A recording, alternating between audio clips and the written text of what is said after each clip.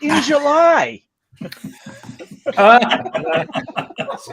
feel like Tracy's getting made fun of on the show nowadays. Oh, come on.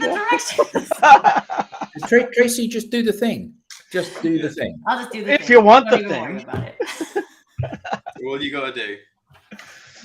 Good morning, good afternoon, and good day. Welcome to another edition of the Digital Download, which is, Adam. I got you, mate. The best show anytime. It's the longest running business talk show on LinkedIn Live. You're so close. Weekly business talk show, but we'll get you there, guys. We'll get you there. Today, we're talking about the business case for pay equity. On Monday, that's this past Monday, September 18th, the United Nations recognized its annual International Equal Pay Day. This, according to their website, represents the long-standing efforts towards the achievement of equal pay for work of equal value. It further builds on the United Nations commitment to human rights and against all forms of discrimination, including discrimination against women and girls. More than simply the right thing to do, pay equity makes business sense too. We'll have a special guest, compensation expert Dan Kopp, to help guide us. We'll talk about compensation transparency, why it's important, and where do we start. But before we do that, let's go around the horn with some introductions. Adam, would you kick us off, please? I'd love to. I'm Adam Gray. I'm co-founder of DLA Ignite, and I thoroughly look forward to my Fridays because of this show. Awesome. Thank you. Tracy. Good morning, everyone. Tracy Borison from TLB Coaching and Events, a proud partner of DLA Ignite, where we help people take their real, authentic, good juiciness and turn it into sales and marketing and community stuff. Wow. And I'm in. Do it. Good, juicy stuff. And I wake up early every Friday because of this show. Yeah. Yes, you do. You're a stalwart, Tracy. You are a stalwart. Yeah. Excellent. Thank you for that. Alex. Good morning, good afternoon. My name's Alex Abbott, founder of Sapiro. We do all the juicy stuff as well. We help salespeople, we empower salespeople to generate a steady flow of conversation on social media. Excellent. Thank you. And Tim. Hello, everybody. My name's Tim Hughes. I'm the CEO and co-founder of DLA Ignite. And I'm famous for the fact that I wrote the book, Social Selling Techniques to Influence Buyers and Changemakers. Fantastic. I'm also a proud DLA. Sorry. He's very Tracy, famous, and we're very lucky to have him on the show. And Tracy, when I was over in Canada during the summer, I didn't get up at this time and do the digital download. Tim, we know. You get a gold star. Yeah. Tim, what was that book again? Mark Twain. All right. Fantastic. Thank you. And myself, Andrew will tell you what it is in a moment. He'll put a comment. Andrew will tell you what it is. Yeah.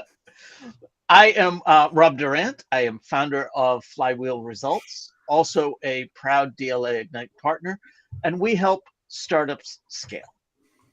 So, as I said, this week on the Digital Download, we'll speak with Dan Kopp, compensation expert, founder and CEO, leadership coach, and mentor.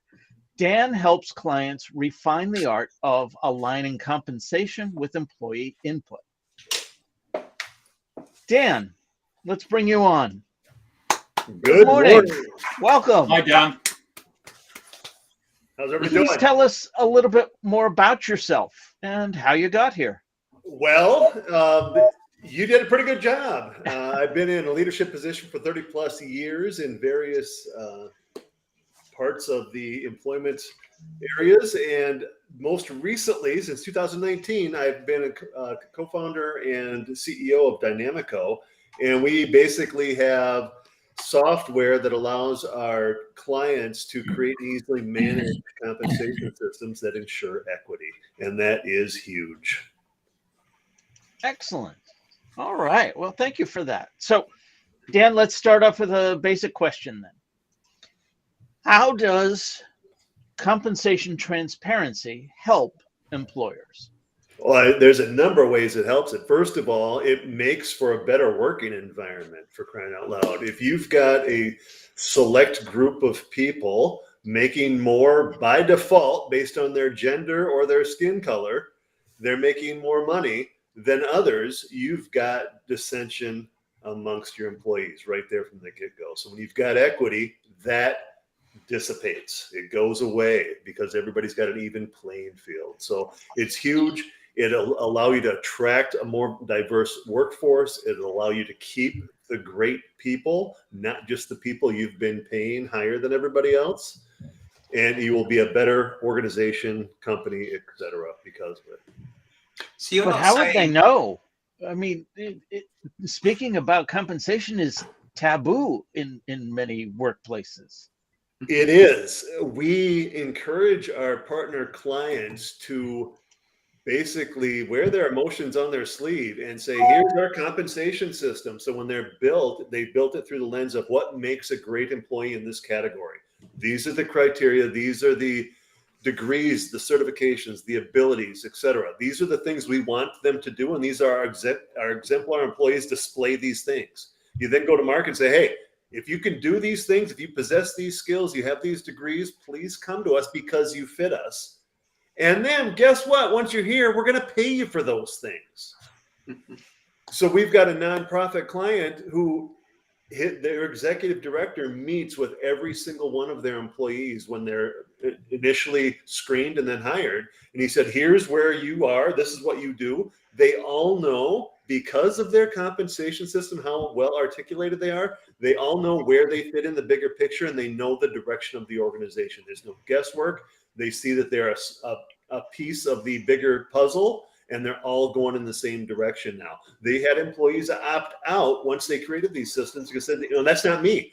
I just want to be here another year and get more money. I don't want to have to do those things or get those certifications. So those people went elsewhere. They brought in hard chargers that aligned with their systems and they took their organization to another level. That's the success. Pay transparency should be prevalent. It's only not because of what we're talking about, the equity gaps. Don't tell her what I'm paying you because she's going to be upset. Here it is. Everybody should be able to get to the top. But you're talking about, so you're not talking about salaries being the same in those levels, are you? Or is it just the equity component of the remuneration? Ideally, our clients make compensation systems. I'm just going to use easy numbers. Let's assume a starting wage is $50,000 and they want to cap it at $100,000. And in a traditional system, you're here 20 years, you're going to get to the $100,000. And it doesn't matter if you outperform the person next to you or not. And let's be real, as long as you're not in the bottom 5% of performers, you're off the first level supervisor's radar because they don't have the bandwidth to do more than the lowest 5%. So as long as you're not in the lowest 5%, you can just coast for 20 years. All of a sudden you're at $100,000. It doesn't matter if you're good or even average. So we challenge our people to say, hey, what makes a good employee? Is it the degree? Is it the skills? Is it the soft skills, the communication ability, all the different things that go into making good employees? Let's articulate those things and assign them value in our compensation system.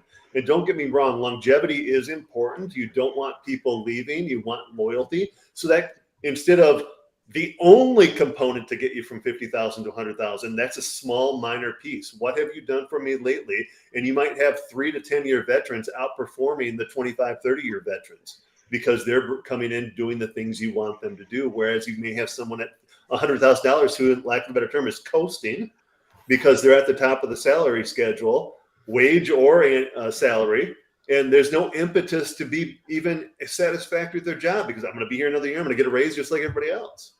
So we challenge the narrative. The paradigm shift is huge. I'll have people ask me, how do we implement this? I said, once you've had the paradigm shift, that's 80% of the work.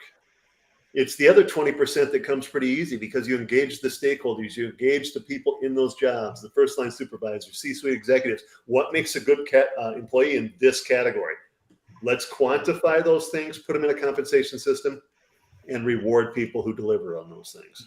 And when you say the paradigm shift, is that the mindset changing? Yeah. And everyone's on board. Yeah, because most employers who are now employing people, they grew up in a system that you're here another year, you get a raise. You're here another year, you get a raise, and that's it. So they perpetuate that system, and we have to change. Like, oh, so you want me to actually do things to earn the raise that you're giving me?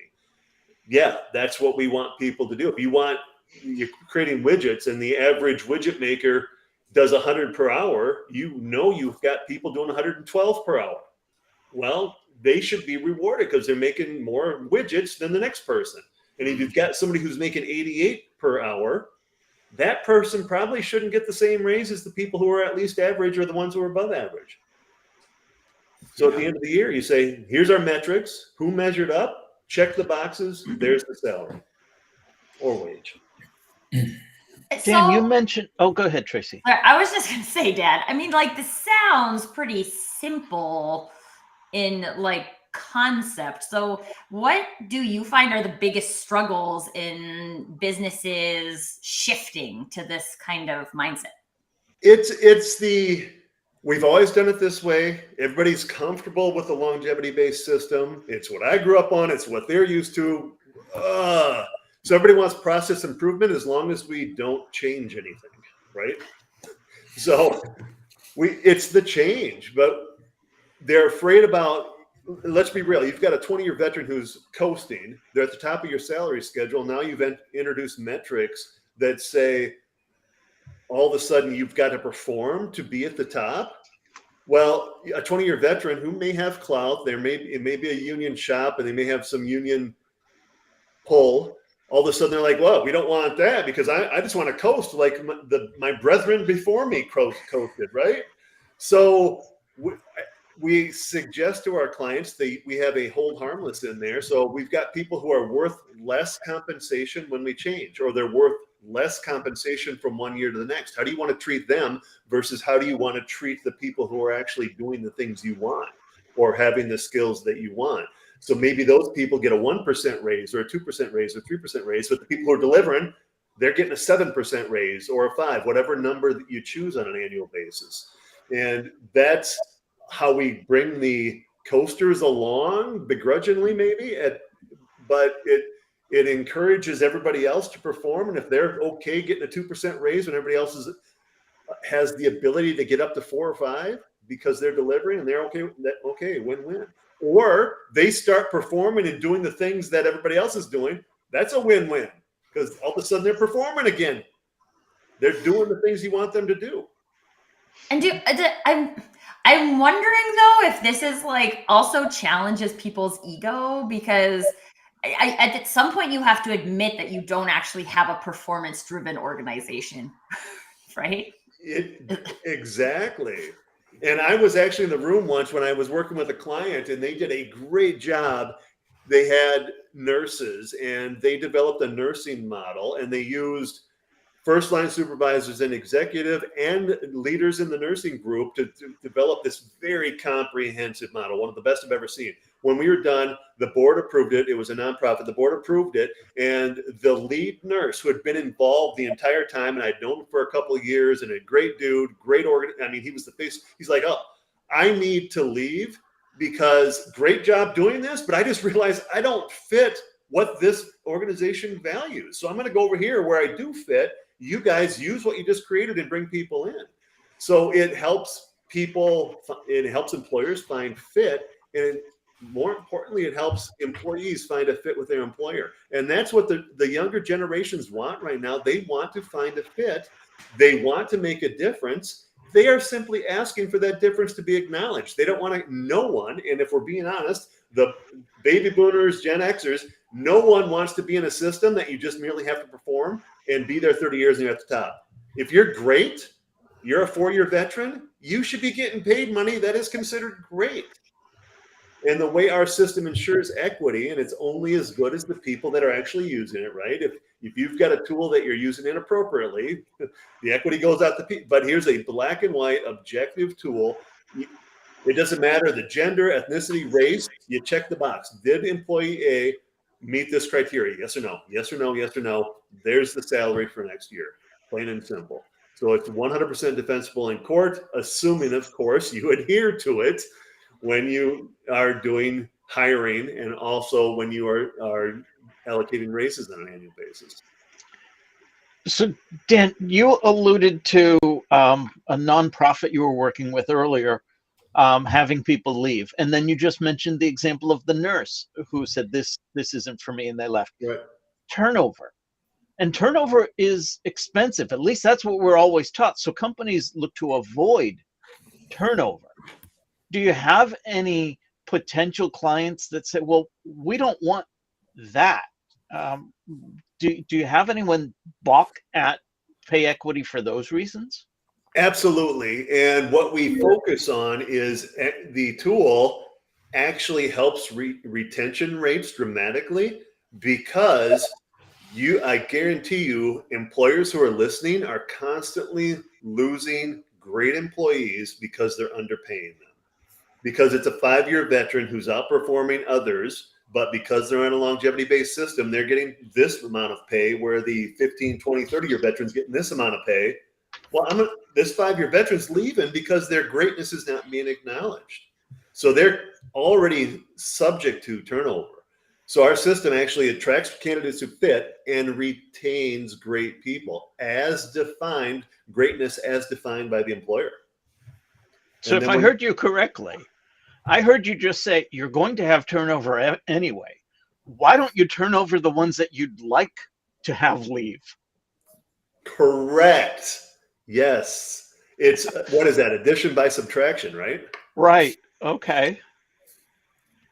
The other thing you mentioned was it helps if you follow it in a court of law. So that leads me to another question I had prepared for today. What are some benefits of having objective, comprehensive compensation systems? I think you've alluded to a couple of them so far.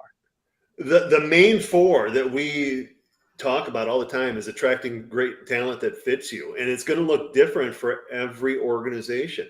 We've got school districts that are our clients. And school districts on the surface are all the same, right? They're there to educate kids and make good citizens, et cetera. But under the surface, there's different values there. So even if we've got neighboring school districts, one district may value one thing and another one is slightly different. So they could use the same tool, but their systems are going to look differently. So when you go to market, say, hey, here's what we value, and then you go to market in the other school district, this is what we value. You've got a conscious choice in front of you when you're looking for jobs, like this one fits me, this one doesn't. And I work with employees and employers all the time talking about fit, because fit is huge. When there's a fit, the employee is happier, the employer gets more, sees the potential and has that employee work to potential. It's a win-win when there's a fit. So you find candidates who fit. We just offhandedly talked a moment ago about retaining great people. Whatever your definition of greatness is, your compensation system identifies it. And our system's fluid, it's dynamic, ergo the name of our company, Dynamico, because when you create a system and implement it, it is perfect until you start using it. Just like any policy, procedure, handbook you've ever used. And then you see the loopholes. You see what you forgot. You put in something that didn't make sense. So we encourage our clients annually to evaluate what's working, what's not working, what shifted in the market that we now need to change in our compensation systems so we attract different people, et cetera. So attract people who fit, retain great people, encourage and reward satisfactory and exceptional performance. So at times we run into clients who just have if you have an exceptional rating on your evaluation, we're going to give you this arbitrary bump in $750 extra, whatever, just some random number. Well, we build it right into our systems, and then people see, all right, if I'm at least satisfactory, I'm getting to get this money associated with that. And if I'm actually exceptional, I'm going to get this money associated with that. It takes the ambiguity out of it. There's no favorites behind the scene. And that gets back to the equity piece. It is black and white, and everybody right there sees who's getting what. And we actually have reports in our system that at the end of the year, you can do a summative evaluation with your employee and say, hey, here's your salary for next year based on all these boxes that are checked. More importantly, look at the boxes we didn't check. For example, we'll have clients who say, yeah, I've got people who just aren't nice, and they're not nice to our customers. Well, you're not going to put in a system not nice, right? Nice or not. It's like we're in 5th grade passing notes or something. So from what I can remember, that was a year or two ago. I was in 5th grade. Anyway, but all those intangible qualitative things are typically embedded in an evaluation tool. So if you pull out evaluation tool component number 1 and put in there satisfactory, component number 1 exceptional, and then do that with all 4 or 5 components, all those qualitative things that you want, the soft skills that are sort of hard to measure, they'll come out in a proper evaluation tool. Those then show up in the compensation system. So attract talent that fits, keep great people, ensure equity, and encourage and reward satisfactory and exceptional performance. I get all of that, and that makes perfect sense. And the softer stuff, the qualitative analysis of people, part of that can easily be addressed by getting people to talk about whether they like working with you. So Alex, he's gone now. Clearly, he doesn't like. Oh, he's back. He doesn't. So you ask, who do you like working with? Who do you not like working with? And I don't like working with person X, and they get enough of those from other people in the organisation, and it tells you that there's some mismatch there. I get that. My experience of being in the workplace is, though, that good people are rare. Yes, you would hope that if you trained somebody, they would be competent and they would be able to do the job. But part of the value that they add to an organization is that, can you do the job? Part of it is, are you always looking to do the job better and deliver more, or are you looking to do the bare minimum? And sometimes people are not worth what you're already paying them. So it's all very well to say, Tim's going to get a 6% pay rise, you're going to get a 1% pay rise because you're not performing. Actually, I'd like to give you a 20% pay cut because you're not delivering value to the organization. So how do we address some of these things? And again, you see people that become institutionalized within organizations. So you talk about, Dave has worked here for 10 years or 20 years. The problem with Dave working in the same organization for 20 years is surely that, we just don't do it that way, is the answer to any change that comes along. I've been here for far longer than you have, Dan, and believe me, we've always done it this way. And look, it's got us to this situation. And actually, that's catastrophically bad thinking, but thinking that you bake into or run the risk of baking into an organization if you're not saying to people, it's perfectly natural to have a life cycle of employees. You join, you get trained, you get onboarded, you become productive, and then you move on. Yes, I agree. One of the things you mentioned, the 30% pay cut, when I was talking about the people who are worth less compensation, we actually have basically a hold harmless concept, but that allows you, let me use different numbers. All right. So we're going to everybody's going to get a 5% pay raise this coming year. Here's the new system. But in year 2, we're going to say people who are delivering on what we want get up to 6%, and the people who aren't only get a 2%. Year 3, they get 6%. You actually get a 0%. Year 4, they're still eligible for 6%. You're at 98% of what you're currently at. So in other words, a 2% pay cut. So our system allows for ripping the Band-Aid off. You can go from where you are to where you want to be tomorrow. You can do it over time. And what do you want to do with those people who aren't performing? If you want to put a 20% pay cut in there, the system allows you to do that. Now, obviously, that's not great for culture, because if you're using it as a tool to drive people out, there are other leadership and managerial approaches you could take to do that versus making them uncomfortable because of their paycheck. That's sort of it's accurate that you want to do that, but I would recommend it's over a 3 to 5 year implementation. You'd end up in tribunal. You're held You'd end harmless up in to court everybody else. But just so you know, 5 years from now, you will have had 5 years warning. If you're not measuring up, you're actually going to get up to a 5 or 10% pay cut, and that's on you. And they're going to do one of three things. They're going to be okay with that. I doubt it. They're going to start playing the game and delivering on the things you want, even though their heart may or may not be into it. Okay, you still win as the employer because they're delivering the great things you want. Or they're going to say, this isn't me. I'm going to go elsewhere. You go to market and bring people in who fit. They'd take you in the UK and in Europe. They'd take you to court. You'd end up in tribunal doing that. Dan, got some points from Rob. There's a couple of questions. A couple of points. So, gross pay is becoming less relevant. It's disposable income. This can vary dramatically by country, rent, mortgage costs, etc. Are you talking about global pay equity? Question.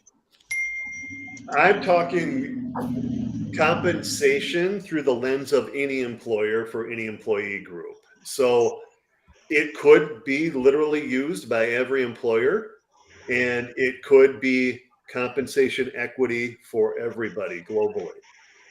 But what we've seen is a lot of businesses, public, private, nonprofit, a lot of people get in trouble when somebody mentioned the taboo. It's taboo to talk about compensation. So they get into trouble when people do start talking about it, and it's exposed that there's discrimination and inequity. So this levels the playing field for all employees. It's the right thing to do. It levels the playing field, and it keeps them out of hot water. Even on the hiring portion of things, you've probably experienced, well, I'm bringing this candidate in who happens to be male because of the experiences he's had elsewhere. That's why he rose above other employee or other candidates. Well, our system allows for like one-offs. Mr. Smith came in with this experience, which made him be hired.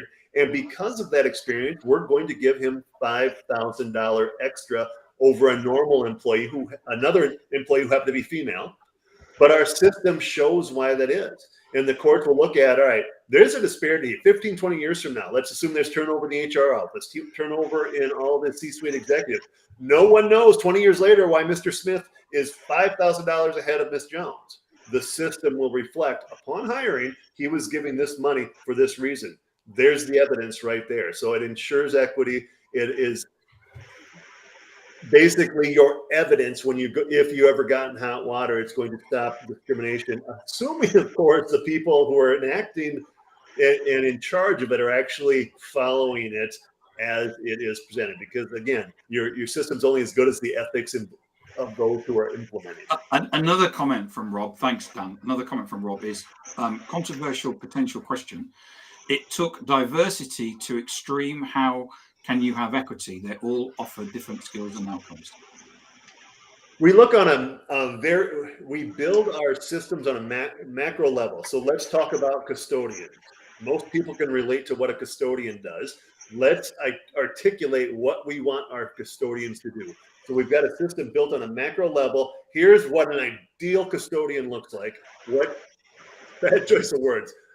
At the end of the day, the performance looks like this skill, this ability, this customer service, this on call or not. We were talking about snow earlier. Maybe some of your custodians are on call during the winter months, like January through December up in Canada, the winter months. And they come in and you pay them when they come in at 4 a.m. to make sure your sidewalks are cleared. But the days they check at 3 a.m, whether or not they come in and it's not snowing, you don't pay them. But you sure value that. So you would have some type of a metric in there, like they're on call, and it might be 47 cents an hour, but extrapolate that over 2,080 hours for the work year, then all of a sudden that's real money that you acknowledge them. So it's built on a macro, but each individual employee is examined on a micro level. So did employee A meet this criteria, have this ability, have this skill set? Did they increase a year in employment? Were they satisfactory on their evaluation? Were they exemplary on their evaluation, et cetera? So built on a macro level, each employee is examined on a micro level.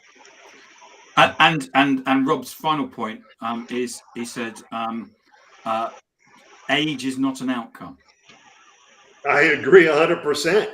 So unfortunately, longevity-based systems are usually beneficial to veterans, which veteran equates to older people.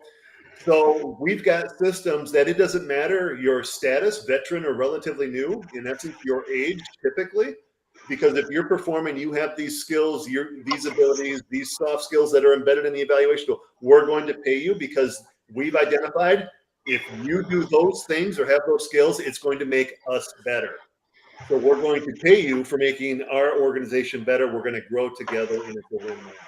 So you want your employees to aspire, all of them to aspire to get to the top of a salary schedule, not because they've been there 20 years. Yay, I've been here 20 years. Look at me. I'm great. No, you breathed air for 20 years and you weren't the bottom 5% of performers. What do you do? But if you're at the top, it says something. Now, it's not something, you don't want to create systems that are easy. These are still going to be challenging, but they've got to be realistically challenging. So, Dan, you mentioned school systems, and that brought to mind for me unions.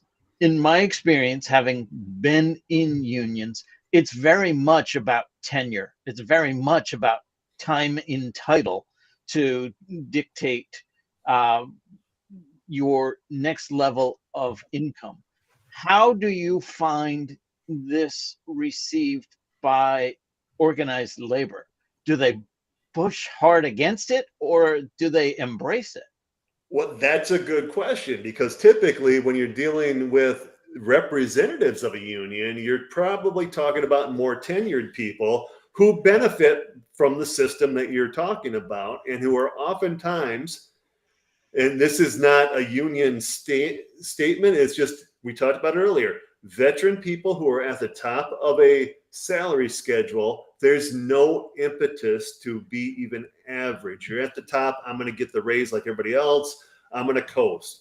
So when we've got people who benefited from the system on the other side of the table as representatives of the greater group of people, whether it's a union shop or not, all they say is, well, how am I going to lose in my people? No, this is not good. So that's when we talk about the hold harmless.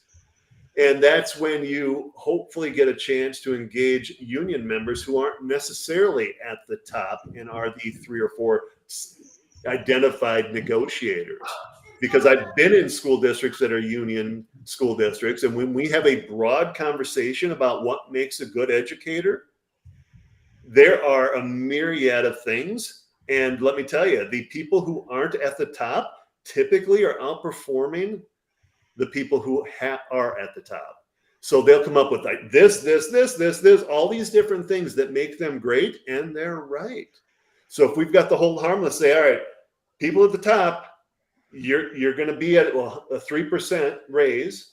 People who are doing the things we want, you're going to be at a 6% raise. That's sort of less, or the scenario I gave you a minute ago, everybody's going to be at 105% of what you're currently at. So 5% raise next year.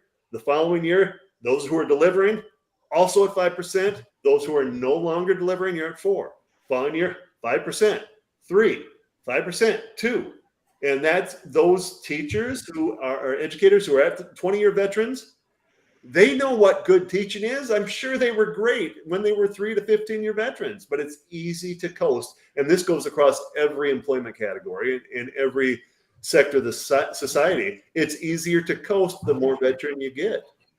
You lose the gumption to be at the top of your game. There's no impetus to. You see somebody working beside you and you think, well, they're letting this dude work here and he's not getting fired. I just got to outperform him. I'm good. So all those thoughts go into people coasting, and a system that encourages and rewards satisfactory, maybe just do satisfactory. Could you imagine an organization that has satisfactory employees across the board in every category? Oh my gosh. Now, I'm sure that I had that conversation on a podcast about a month ago, and the person said, well, I'm in an organization. I said, yeah, there's two of us, and we're both pretty good. I said, well, all right. So there's two of you, a sample size of two. Odds are you can get above average for the sector, above average people if you got a sample size of two. But if you got an organization of 50, I'm sure you've got people who are industry standard below average and some who are above. Can you imagine everybody being at least average? That would be a remarkable organization in which to work. I was a bit concerned earlier on about Adam's comment about he's worked at some organisations where the people are rubbish. In our organisation, it's only him and me. That was a long time ago, Tim. Before I so Yayan's got a really interesting comment here about the $5,000 extra that somebody's getting paid. You know, the compounding interests of that over a long period of time means that the difference between you and me becomes enormous. Even if you are getting a higher pay raise than I am, you know, it still maintains a huge differential between your salary and mine. And I think that part of the challenge here is in trying to be fair, you end up if you're not careful, you end up not rewarding outperformance. You end up rewarding mediocrity, because the concept of giving you, if you're not working hard and you're not delivering and you're not doing all of those kind of the things that I would expect an exemplar of employee to do, and I'm still giving you a 2% pay rise, I'm rewarding you for not doing what I expect of you, aren't I? Absolutely. And that's why the decision makers of an organization have the ability to set what that, you offhandedly mentioned 2% because I use that example, but maybe you leave it at 0%. Maybe in year one, you put it at 9. Year one would be challenging because people who are not delivering right now are playing the game in the rules that the organization has set up, right? They're getting paid. They're at the top of the salary schedule. I played the game. I was here 20 years. I'm there. That's the game I played. I won.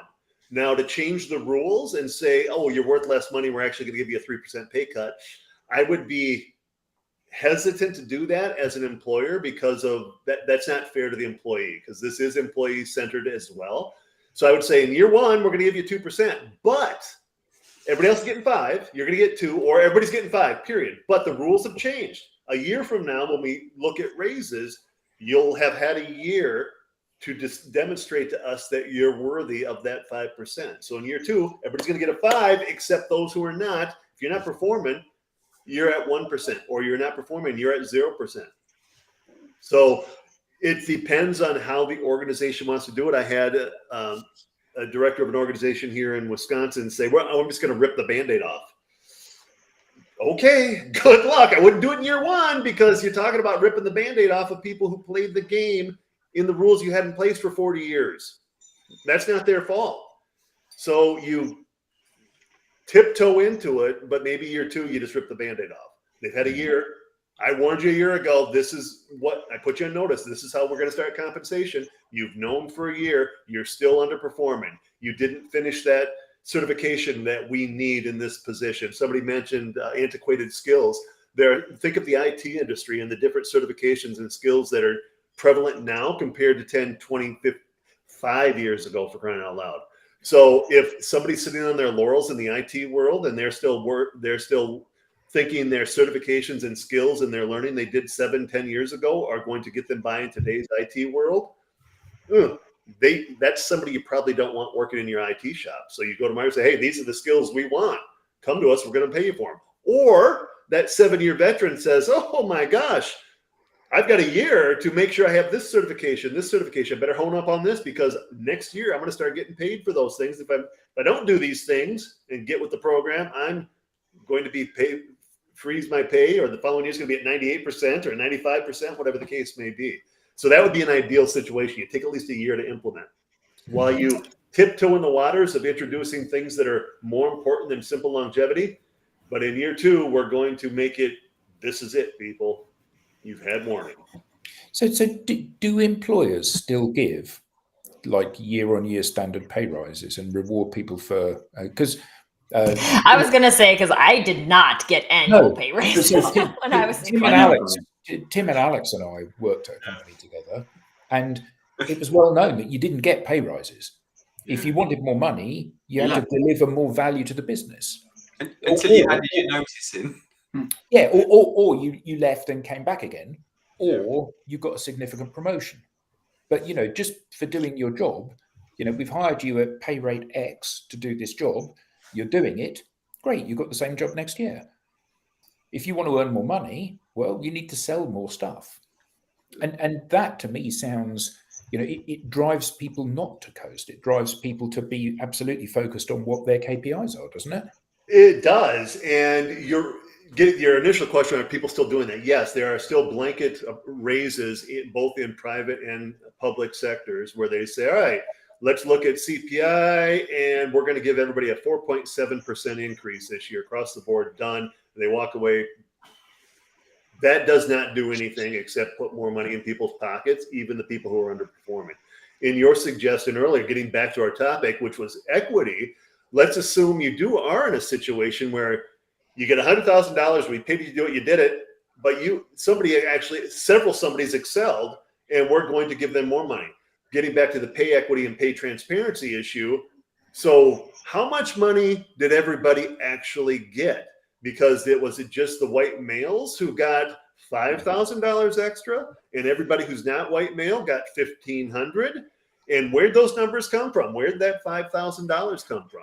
In like the number itself, not literally the dollars, but who came up with $5,000? Our system allows for people to basically put value. What's more important, this or this? Well, this one is. All right, the system's going to show you this is more important, and it's always going to be until you change it, because you've changed, the market's changed, something inside your organization's changed.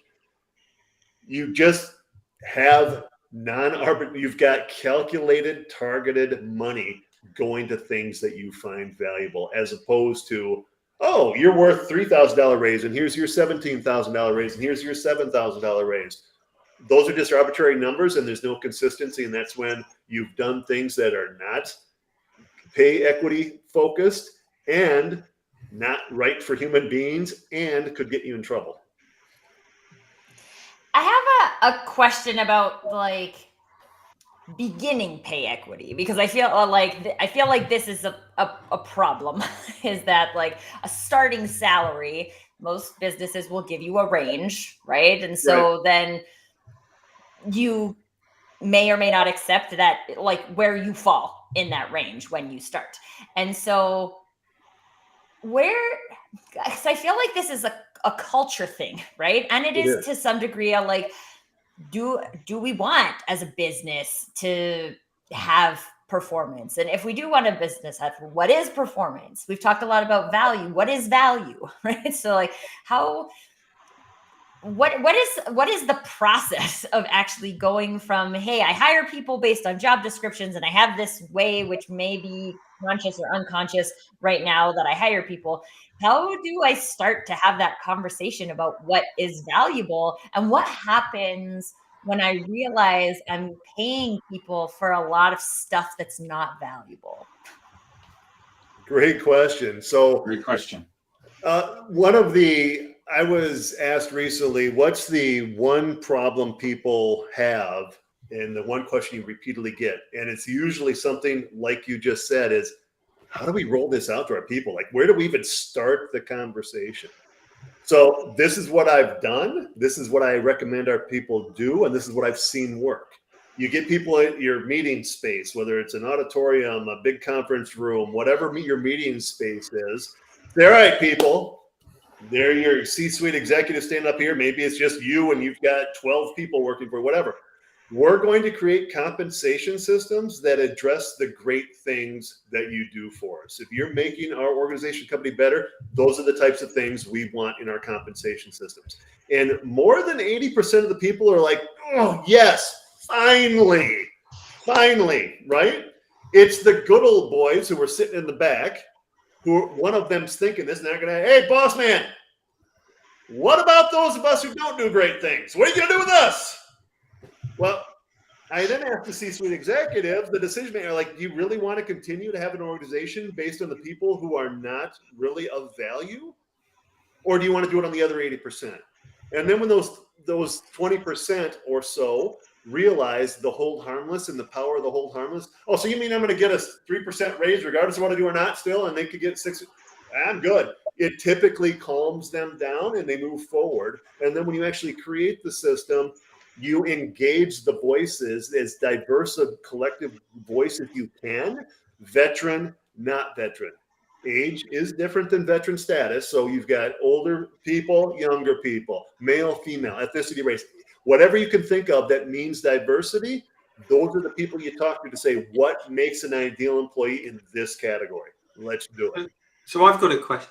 Yeah. Sorry, I've got a question for you. So, so it sounds like the ideal scenario. So equal pay across all kinds of diverse ethnic backgrounds, Correct. man, woman. Is there evidence that shows that actually by doing it this way, it boosts the profitability of the business? It actually the business grows faster. Well, I've got another client I'm going to reference, and they're our longest tenured client and the one that has had the most impact because they're 4 years into the system now. They had, when they started, they had in the business, they had $5 million equity. 2.5 years later, they had built that to $19 million, and they had their president CEO attributes 100% of their growth and success to using our system because he had people leave who didn't fit. His system caused some people so they personally opted out. I'm going to make a decision. I'm out as an employee. Others, they saw the light and like, oh, I don't like where this is going. I'm out. I'm going to go over here where I can coast. And they brought in people, and everybody's aligned, going in the same direction. So there is evidence that shows that it's working.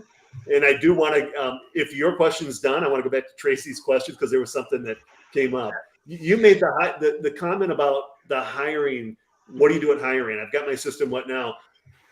I talk to employers about this all the time. The system dictates where you bring somebody in. There's no ambiguity because even when, as an HR director, well, I've got my system. All right. At the end of the day, and I've seen this happen. It's played out in a court of law where, I'm new as the HR person and the president's new. We don't know why there's disparity from these two people who were hired 15 years ago because whoever's in that chair, our hiring range is $50,000 to $60,000 starting. Great. Did they bring in all the females at 50 and all the males at 60? The system should dictate that. I was in a discussion with a DEI, diversity, equity, inclusion expert on LinkedIn about a year ago, and his post was sort of bravado, like, "Oh, don't you love it when you ask a candidate how much they're worth, and she says this, and you say, oh no, you're worth this." I'm like, dude, you should never ask a candidate what they want, because if you are talking about a member of a marginalized community, female, ethnicity, race, whatever, you're assuming they've never been discriminated against in the past, compensation-wise, so they're undervaluing themselves. Your system should dictate how much they want. You, as the employer, you need to lead on that. You don't, oh, he negotiated, but I've got a colleague who's in court right now, and he's defending, based on the notes from 15 years ago, it appeared this guy negotiated the starting salary better than this woman did. That's why there's disparity. Like, oh my God. No, the system is black and white. Where do the people fit? It doesn't matter what their background is, their ethnicity, race, etc. The system dictates it. Do not put candidates in a position of saying, I'm worth this. No, you tell them what they're worth, period. So in that scenario, though, because I think I don't know, maybe we wouldn't all agree. In my opinion, there's systemic problems that prevent specific types of groups of people getting education. For women in particular, there's a lot of people who have career gaps because they stay home to take care of their kids.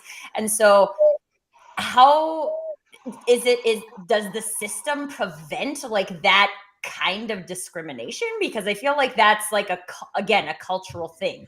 If I'm going to say like, actually, I don't want to hire moms, so I'm going to not show value in the system for people who have career gaps or show it as negative value.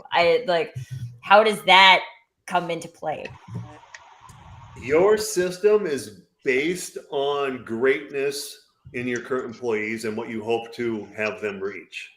So we have take away like the years of experience. We take away if you have career gaps, we take away your education, because I feel like education still plays a big role in a lot of hiring. It does, but at the end of the day, how important is it? Well, I agree with you. Yeah, right. That was a rhetorical question. Sorry. How important is it? Because I'm going to go back. Here's an example. I was just talking to somebody the other night. His daughter's going to nursing school, and she wants to go out and get a 2-year degree versus a 4-year degree. And I said, I actually have a client that has nurses, and we talked about the value of a 4-year degree nurse, and and they told me a month or 6 weeks in, we can't tell the difference between them because they come in raw. We train them to do what we want them to do, and we can't tell the difference. So that shows you in that small example that the degree, technically, you obviously have to have a nurse degree, but a 2-year versus a 4 versus a master's, PhD, whatever, you've got to be trained. So I would be hard pressed to find a system that addresses some type of employment gap and how that would be legally justifiable, because we actually partner with a law firm, and the president of the firm and I get on stage, and and the vice president, and typically the vice president, she starts on stage and says, I'm going to scare you about all the trouble you can get into with compensation systems and what you can do wrong. I'm going to do such a good job of it, you're going to hire Dan to keep you out of trouble, because it's an objective tool that should not address things like what's your experience. Now, if someone comes in, it's a 30-year-old and it's a male and a female, and you've got somebody, a 30-year-old, and you experience elsewhere, you've been in that sector doing that's the experience that person has. It's not about it's not about the employment gap a female may have had because of raising child for 5 years before he or she went to school, whatever. So that could come into play, but it levels the playing field. What does this candidate have to offer me, and how are they going to make us great compared to what this candidate has? Name, gender, ethnicity, none of that's even involved here. Here's the two candidates. Which one do we want? Or we want both. Mr. Smith actually has the experience, so he's going to get a $2,000 pay bump at the beginning because he's got the requisite experience to put him ahead of his contemporaries who are new. And the system 20 years from now will still recognize why that $2,000 pay gap is there. Dan, you mentioned earlier a company that had been doing things their way for 40 years and now wants to come in and overnight change it. And while you don't advocate for that, you do talk about, after 1 year it's this, after 2 years it's this. And in that period, how much is the organization evaluating and possibly changing the criteria to make these evaluations? And is that changing the rules for the employees year over year? It first of all, they could do it as often as they want. What we encourage our clients to do is say, all right, you're building up to the fiscal year, you develop your program, your systems between now and December 31st. At some point in time, you lock them in place. Say it's December 1st. All right, people, December 1st, here it is. You've helped us build them. We're ready. Here's what it looks like. January 1st, they go into operation. And then that system is locked, period. You use it for the entire fiscal year. But I mentioned earlier, your system that you implemented January 1st is perfect until about January 2nd when you realize, oh, we forgot, whatever. So we encourage our people, and most of our clients, we call them paid differential variables, or PDVs. Most of them have between 25 and 35 PDVs for any employee group, some of which are 2 years of experience, 3 years of experience, et cetera. So they add up pretty quickly when you have that base of experience, but those might be a pittance in the grand scheme of things, but they're there. So they'll look at those maybe every August, September, 4 or 5 months before the end of the fiscal year, say, all right, what did we miss? What did we overlook? What has changed externally in the market that we now need to value more? What's changed internally? We hired this person with this skill set to operate this machine. Well, that machine's obsolete, so we no longer need to pay him or her for operating that machine. So what changed? And there's minor tweaks. Oh, we forgot this. Let's add in this, which minimizes the value of other things, which goes back to the whole harmless. Maybe the system changes a little bit, and all of a sudden you've got somebody who's worth less money because you changed the rules again. That's where that whole harmless comes in. So what do you want to do with the people who you change the rules a little bit? They're still performing, but they're not perfect, not in perfect alignment. Maybe they're at 104%, so they get 4% raise next year, where everybody else gets a 6%. Or they're at whatever. So you've got that ability to tweak those numbers every year and to tweak what's in there. Schools, for example, a hard to fill position, physics teachers across the country, they're hard to find. So maybe every school district says, we're going to give an extra $10,000 for hard to fill positions as defined at a physics teacher. And now 10 years later, you can't find a biology teacher because all the science-minded people went out and got physics degrees. All right. Well, then you're going to change your system. Say, all right, note to self, be a little bit broader and say just hard to fill, let the board define that on a yearly basis, but get rid of physics and all of a sudden biology's there. But the whole harmless, you don't want to take advantage of your physics teachers because they're there because of that. So that's where that whole harmless comes into play. And it's all in the document to say what changed, why is it changed, and you've got longitudinal data to basically go to court and say, here's how we've based our salary decisions. And it's a legal document, it's evidence, and it's going to anybody with an 85-cent pen. I've been an attorney. Anybody with an 85-cent pen can sue you. True. But when you come to discovery and say, here's all my evidence, they're going to say, oh, all right, well, that was a waste of time. So that's the value of a system that is comprehensive and objective. It takes the ambiguity out of it, even at the hiring phase. The system dictates 100% of the time what that person is worth. Fantastic. I can't speak for anyone else, but for myself, this has been eye-opening, and I appreciate it. Thanks, Dan. Dan, Yeah, how can people get in touch with you? You can hit me up on LinkedIn at Dan Kopp Leadership on LinkedIn, or you can email me directly at my company email, dan@dynamicosystems.com, DINAMICO, dynamicosystems.com, and check us out on the web, dynamicosystems.com. Actually, you can create a small limited example on our website for free. Go there, create an account, and you can start playing with it to see what types of controls are out there and see what types of things you could put in there and make your ideas come to life. It's easy. Once you have that paradigm shift, creating the system takes some time because you're not going to sit down in an hour meeting and say, hey, let's change how we've done this for 40 years. What makes a good custodian? Go. And 40 minutes later, you're done. No, it's going to take some time for people to absorb. Hey, we met last week. I forgot to mention this. I forgot this. Let's add this. What I said last week doesn't make sense because this is that. So it takes several meetings over a couple months to get a logical, ideal system set in place. But the timing's great right now. If your fiscal year starts January 1st, just know that by January 2nd or 3rd, you'll realize you forgot something or you made a mistake. But you put that on your working copy and say, note to self, next August, September, as we're looking forward to the beginning of the year, what do we need to tweak, add in, delete, all those types of things. So dan@dynamicosystems.com or on LinkedIn. Fantastic. Right. So to our, what's that?